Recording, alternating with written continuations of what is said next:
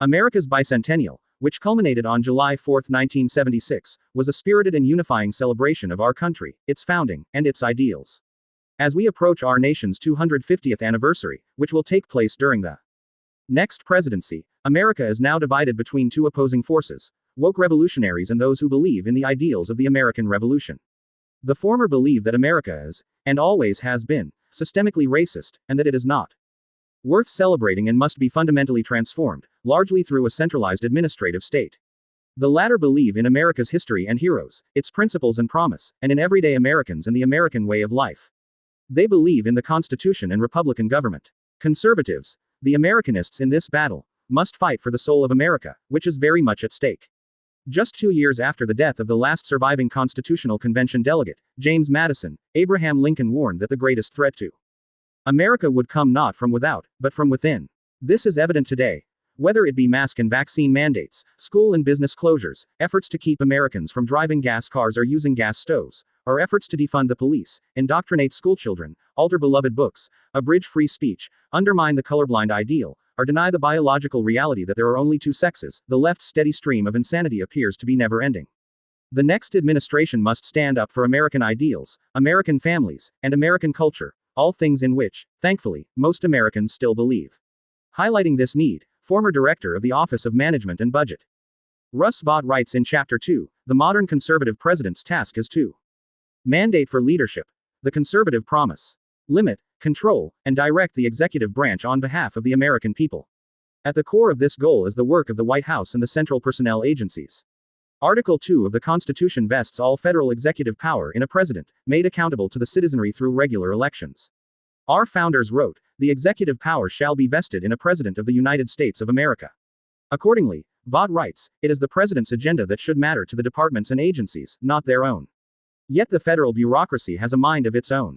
Federal employees are often ideologically aligned, not with the majority of the American people, but with one another, posing a profound problem for Republican government, a government of, by, and for, the people. As Donald Devine, Dennis Kirk, and Paul Dans write in Chapter 3, an autonomous bureaucracy has neither independent constitutional status nor separate moral legitimacy.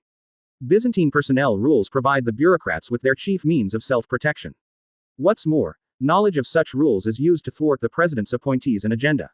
As Devine, Kirk, and Dans write, managing the immense bureaucracy of the federal government is impossible without an understanding of the key central personnel agencies and their governing laws and regulations. Many of these laws and regulations governing a largely underworked, overcompensated, and unaccountable federal civilian workforce are so irrational that they would be comical in a less important context. This is true whether it comes to evaluating employees' performance or hiring new employees.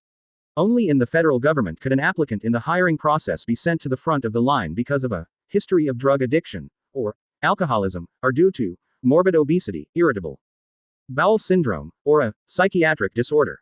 The next administration should insist that the federal government's hiring, evaluation, retention, and compensation practices benefit taxpayers, rather than benefiting the lowest rung of the federal workforce.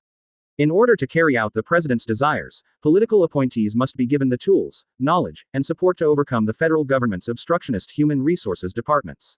More fundamentally, the new administration must fill its ranks with political appointees. Devine, Kirk, and Dans observe that the Trump administration appointed fewer political appointees in its first few months in office than any other recent presidency. This left career employees in charge in many places. This can occur even after departments have been fully staffed with political appointees. Vought writes that the White House Office of Management and Budget (OMB) should establish a reputation as the keeper of commander's intent, yet OMB is dominated by career employees who often try to overrule political appointees serving in the various executive departments. Empowering political appointees across the administration is crucial to a president's success. 2025 Presidential Transition Project. Above all, the president and those who serve under him or her must be committed to the Constitution and the rule of law. This is particularly true of a conservative administration, which knows that the president is there to uphold the Constitution, not the other way around. If a conservative administration does not respect the Constitution, no administration will. In Chapter 1, former Deputy Chief of Staff to the President Rick Dearborn writes that the White House Counsel must take seriously the duty to protect the powers and privileges of the President from encroachments by Congress, the judiciary, and the administrative components of departments and agencies. Equally important, the President must enforce the Constitution and laws as written, rather than proclaiming new law unilaterally. Presidents should not issue mask or vaccine mandates, arbitrarily transfer student loan debt, or issue monarchical mandates of any sort. Legislatures make the laws in a republic, not executives. It is crucial that all three branches of the federal government respect what Madison called the double security to our liberties, the separation of powers among the three branches, and the separation of powers between the federal government and the states. This double security has been greatly compromised over the years. Vaught writes that the modern executive branch writes federal policy, enforces that policy, and often adjudicates whether that policy was properly drafted and enforced. He describes this as constitutionally dire and in urgent need of repair, adding, nothing less than the survival of self-governance in America is at stake. When it comes to ensuring that freedom can flourish, nothing is more important than deconstructing the centralized administrative state. Political appointees who are answerable to the president and have decision-making authority in the executive branch are key to this essential task. The next administration must not cede such authority to nonpartisan experts who pursue their own ends while engaging in groupthink, insulated from American voters. The following chapters detail how the next administration can be responsive to the American people, not to entrenched elites, how it can take care that all the laws are faithfully executed, not merely those that the president desires to see executed, and how it can achieve results and not be stymied by an unelected bureaucracy.